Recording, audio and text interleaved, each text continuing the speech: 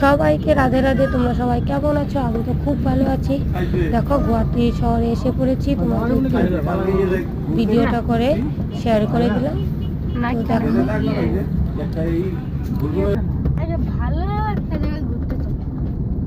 উঠছি বালাজি মন্দির, ভালো মাংস টাংস খাইয়ে যাম না।